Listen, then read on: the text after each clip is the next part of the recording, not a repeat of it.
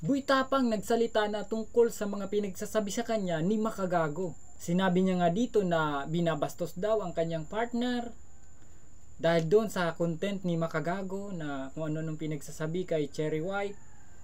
At sinabi niya rin na kung ang misis niya rin ang bastusin ng ganun, eh magagalit din talaga siya. Kung babalikan natin ang mga video nito ay isa si Boy Tapang sa na-invite noon para makipaglaban dito sa show na tinatawag na Battle of the YouTuber, na ang mga pangunahing host nga dito ay sina Makagago. Pero ang pinag-uusapan nga dito ng netizen ang issue tungkol dito kay Boy Tapang at kay Cherry White, na pinag-usapan nga ito sa social media at nagbigay nga ng komento si Makagago kay Boy Tapang at kay Cherry White. Kaya naman nag-react na si Boy Tapang kasi nga sabi niya ay partner niya ito na hindi dapat ay binabastos. Pero makikita naman natin na si Boy Tapang at si Makagago ay merong pinagsamahan yan. So hanggang saan kaya aabot ang kanilang battle ngayon dito sa social media? Dahil makikita naman natin na nagkaroon nga sila ng galit sa isa't isa. At nang mapanood nga ito ni Makagago ay agad-agad naman siyang sumagot sa sinasabi daw ni Boy Tapang na binabastos niya si Cherry White. At yung mga patungkol sa Battle of the YouTuber na dito nga ay isa si Boy Tapang sa lumalaban dito.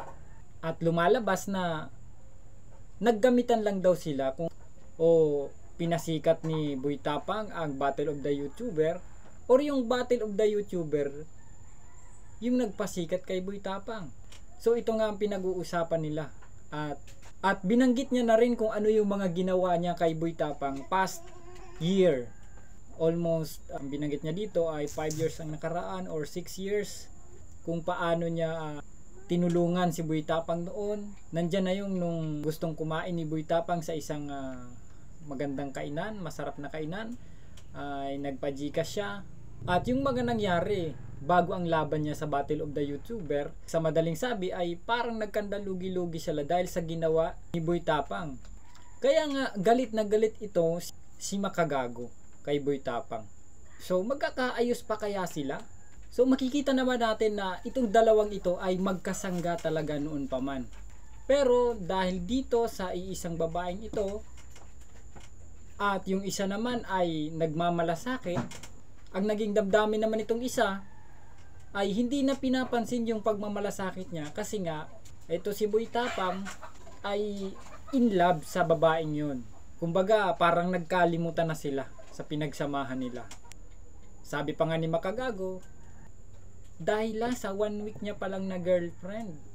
So ang pinag-uusapan dito dahil sa nagmamalasakit at sa umiibig.